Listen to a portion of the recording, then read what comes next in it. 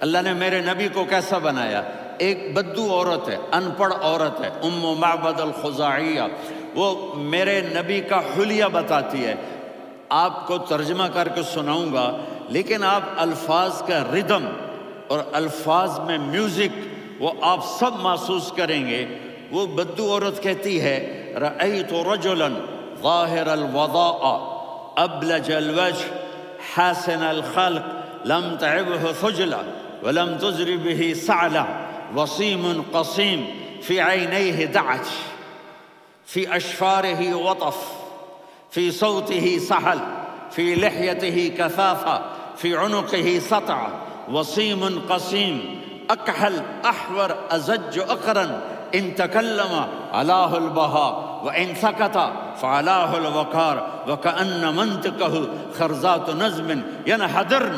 اللہ، پتہ چلا کہ الفاظ کا ردم وہ کوئی بولو تو صحیح، کیا ردم ہے۔ اب ترجمہ سنو۔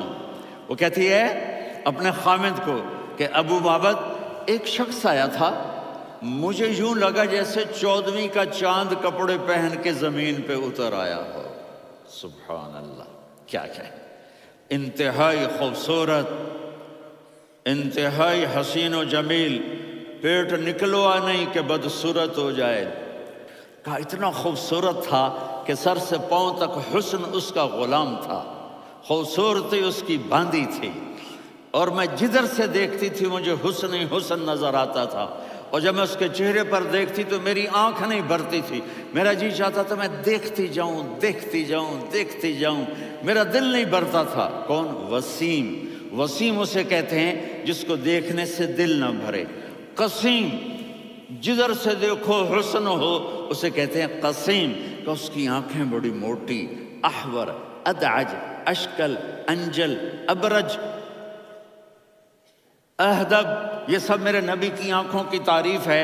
ان 5-6 الفاظ کا ایک مطلب ہے کہ اللہ نے کائنات میں ایسی حسین آنکھ کسی کی بنائی نہیں تھی۔ حسن و جمال آنکھوں میں، اور پلکیں بڑی لمبی، یہ عورتیں یہاں نکلی لگا لیتی ہیں نا لمبا لمبا کرنے کے لیے، تو میرے نبی کے قدرتی یہ بال لمبے تھے حسن کو بڑھانے کے لیے۔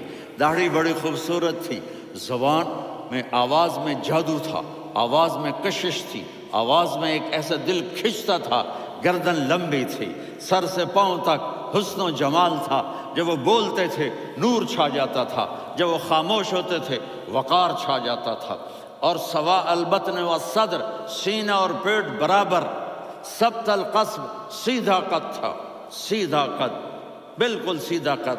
عریض المنکبین، چھاتی چوڑی تھی۔ طویل الزندین، بازو لمبے تھے۔ رحب الراحہ، یہ ہتھیلی بڑی چوڑی تھی، چوڑی ہتھیلی سخاوت کی نشانی ہوتی ہے۔ رحب مسیح القدمین، پاؤں اتنے نرم تھے لگتا تھا اس پر تیل لگا ہوا ہے، اور پانی اس سے یوں نیچے چلا جاتا تھا۔ اور یمشی تکفین، کندھے جھکا کے چلتے تھے۔ اللہ، یہاں 4 آدمی سلام کریں تو آدمی یوں ہو جاتا ہے، اور میرے نبی کو فرشتے سلام کر رہے ہیں اور آپ یوں چلتے تھے، ایسے ایسے چلتے تھے، تھوڑے سے کندھے جھکا کے چلتے تھے، ایسے آپ کبھی نہیں چلے۔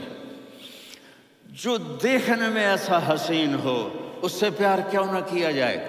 خاندان اونچا ہو تو آدمی اس کی قدر اور عظمت کرتا ہے۔ میرے نبی کا خاندان کیا ہے؟ میرے نبی نے فرمایا اللہ نے آدم کی ساری اولاد سے عرب کو چنا، عرب کی ساری اولاد سے مضر کو چنا، مضر کی ساری اولاد سے قریش کو چنا، قریش کی ساری اولاد سے ہاشم کو چنا، اور ہاشم کی ساری اولاد سے اللہ نے مجھے چنا۔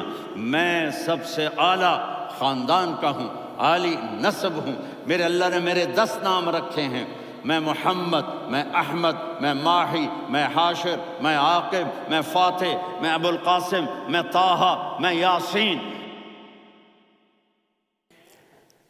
ان سے پوچھو، میں ایک مثال دیتا ہوں، محبت ہوتی ہے نا، چھوٹا بچہ گود کا، میرا چاند، میرا دلارا، یہ اس کا بچہ ہے بٹن جتنا، یہ نبیل کا اتنا سا ہے، تو اس کو کبھی یوں اٹھاتا ہے، کبھی یوں اٹھاتا ہے، کبھی یوں اٹھاتا ہے، کبھی یوں اس کو لوریاں دیتا ہے، میرا چاند، کالا ٹٹ، میرا چاند، میرا چاند، میرا چاند۔ تو میرے رب کو اپنے حبیب سے محبت ہے، تو صرف محمد نہیں کہتا، چونکہ محمد کہنے سے محبت کا فلو نکلتا نہیں، تو اللہ نے اپنے محبت کے فلو کو نکالا، میرا محمد، میرا احمد، میرا ماہی، میرا حاشر، میرا عاقب، میرا فاتح، میرا قاسم، میرا ابو القاسم، میرا طٰہٰ، میرا یاسین، یہ اللہ نے اپنے حبیب کے نام۔